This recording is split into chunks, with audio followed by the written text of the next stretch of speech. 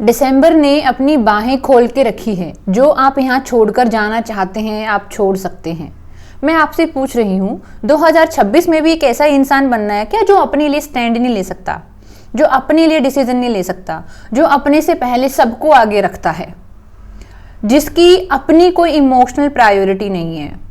हम आमतौर पर अपनी आम बातचीत में सुनते हैं, लोग कहते हैं कि जी हम अपने लिए स्टैंड नहीं ले पाते। हमको अच्छे से पता है कि ये चीज़ मेरे लिए ठीक है, ये डिसीजन मेरे लिए ठीक है, ये सिचुएशन मेरे लिए गलत है, ये ठीक है, मुझे पूरा ब्यौरा है, एक डिटेल्ड में इंफॉर्मेशन है मेरे पास, लेकिन फिर भी मैं घर वालों के सामने, दोस्तों में, अपने वर्क स्पेस में मैं उस चीज़ को बोल नहीं पाती, मैं बोल नहीं पाता। ऐसा क्यों है? मैं आपसे पूछ रही हूँ कि सड़क पे कोई एक इंसान जा रहा है, क्या आप उसके लिए स्टैंड लेंगे? एक अनजान इंसान है, आप बोलेंगे नहीं भाई मैं उसके लिए स्टैंड क्यों लूंगी, क्यों लूंगा, उसके लिए स्टैंड वो खुद ले। तो यही बात मैं आपसे कहना चाहती हूँ कि आप अपने लिए वही एक अनजान इंसान हैं, तो आप अपने लिए स्टैंड कैसे लेंगे? अब आप सोच रहे होंगे कि मैं अपने लिए अनजान कैसे हूँ? आप कितना जानते हैं खुद को? आपने कब शांति से अपने साथ एक मुलाकात करी? आप बैठे, आपने देखा कि ये मेरे पेन है। कब आपने अपने चाइल्डहुड में जाके देखा कि आप कौन से पैटर्न फॉलो कर रहे थे? आपका इन्वायरमेंट आपको क्या दे रहा था? आपके पेरेंट्स से, आपके फैमिली से, आपके आसपास के इन्वायरमेंट से आपने कौन सी एनर्जीज कैरी करी है, कौन सा माइंडसेट कैरी किया है? आपकी जो आज की जो हैबिट्स हैं, आज आपका जो रवैया है खुद के प्रति, कि आपकी सेल्फ वर्थ कितनी है, सेल्फ रिस्पेक्ट कितनी है, आप कितने एम्बिशियस हैं, आपके पास कितनी क्लैरिटी है, उसमें एक बहुत बड़ा रोल होता है आपकी चाइल्डहुड का।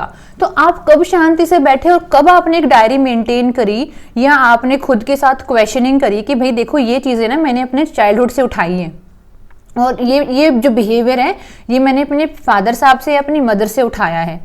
मतलब छोटा बच्चा जब चलना सीखता है ना, तो कई बार मम्मी पापा की चप्पल पहन लेता है, मम्मी की साड़ी पहन लेता है, पापा का कुर्ता पहन लेगा और बोलेगा देखो मैं पापा बन गया, देखो मैं मम्मी बन गई। इसको सोशियोलॉजी में बोला जाता है कि बच्चा इमिटेट कर रहा है, इमिटेटिंग बिहेवियर है। वैसा ही हम जो हमारी एनर्जीज हैं, हमारा जो बिहेवियर है, हमारा जो थॉट प्रोसेस है, लाइफ को देखने का नजरिया है, वो एक काफी बड़े लेवल तक हमारे पेरेंट्स, हमारी फैमिली, हमारे घर का कलेक्टिव एनवायरनमेंट और हमारी जो सोसाइटी जिसमें हमारा जन्म हुआ है वहां से डिसाइड होता है। लेकिन अब आप अडल्ट हो, अब आप बड़े हो गए हो, now you are responsible for your own life. ये आपका अफर्मेशन होना चाहिए।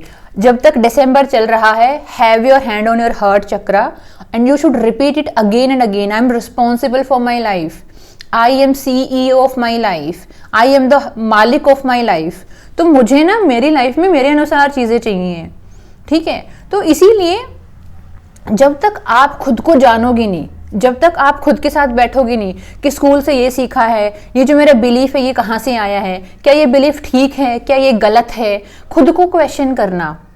कुछ लोग छोटी छोटी बातों को लेकर इतने रिजिड हो जाते हैं कि नहीं शादी करने की एज तो यही होती है, अगर 30 के बाद शादी हो रही है तो लाइफ खराब है। अरे भाई आप बाहर निकल के देखो ना, लोगों के एक्सपीरियंस देखो।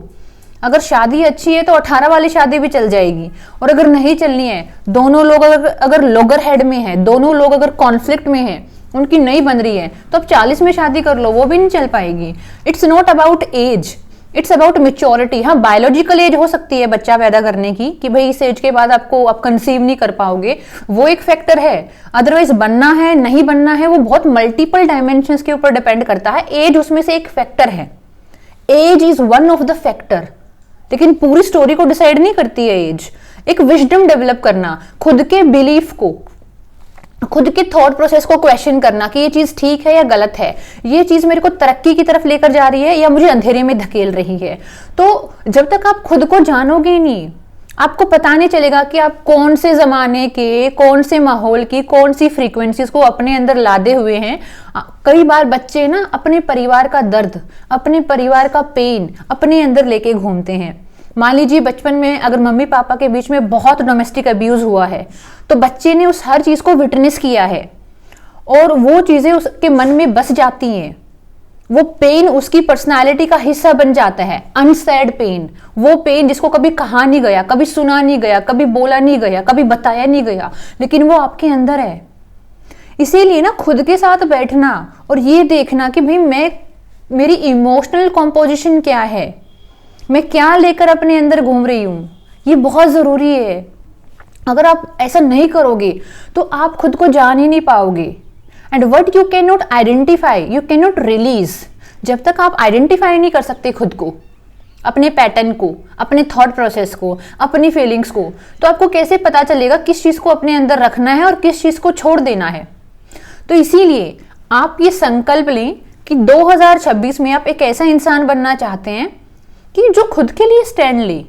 और खुद के लिए स्टैंड लेने का सबसे पहला स्टेप है खुद को जानना। जिस इंसान को आप जानते ही नहीं हो, आप उसके लिए स्टैंड क्या लोगे?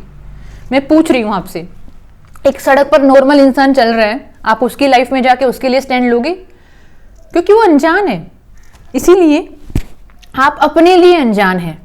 और जब आप अनजान हो, आपके मन में प्यार ही नहीं है, प्रेम ही नहीं है, एक तरीके की सिंपैथी नहीं है, एम्पैथी नहीं है, कंपैशन नहीं है, आप खुद को जानते ही नहीं हो, तो उस इंसान के लिए कैसे स्टैंड लोगे? स्टैंड तो हम उसके लिए लेते हैं ना जिसको हम प्यार करते हैं। मान लीजिए उसी सड़क पे कोई एक लड़का, एक लड़की या एक ऐसा इंसान जा रहा है जो आपके बहुत करीब है और उसको आपकी ज़रूरत है, आप ओब्वियसली उसके लिए स्टैंड लेंगे। लेकिन अगर आप उसको नहीं जानते तो नहीं लेंगे। तो वैसे ही है, अगर आप खुद को प्यार करते हैं, आपके अंदर सेल्फ लव है, आपके अंदर खुद के लिए एक सेल्फ वर्थ वाली फीलिंग है, तो आप खुद के लिए स्टैंड लेंगे। लेकिन टिल द टाइम आप खुद को प्यार नहीं करते, खुद को जानते नहीं, खुद को वैल्यू नहीं करते, तो आप स्टैंड ले नहीं पाओगे, आप दब्बू बनते चले जाओगे। लोग आपको मुंह पे बेवकूफ़ बोल के जाएंगे और आप बोल ही नहीं पाओगे। और पता है क्या है, जब हम बोलते नहीं है ना, सिर्फ सुनते रहते हैं, वो हमारे अंदर इकट्ठा हो जाता है और वो हमको ना इतनी हैवीनेस देता है, ऐसा लगता है सब कुछ फट जाएगा, सब कुछ एक्सप्लोड हो जाएगा। क्योंकि वो बहुत भारी पेन होता है कि लोग सिर्फ डंप करके चले गए अपनी नेगेटिविटी और आप बदले में कुछ कह ही नहीं पाए, वो घुटन देता है।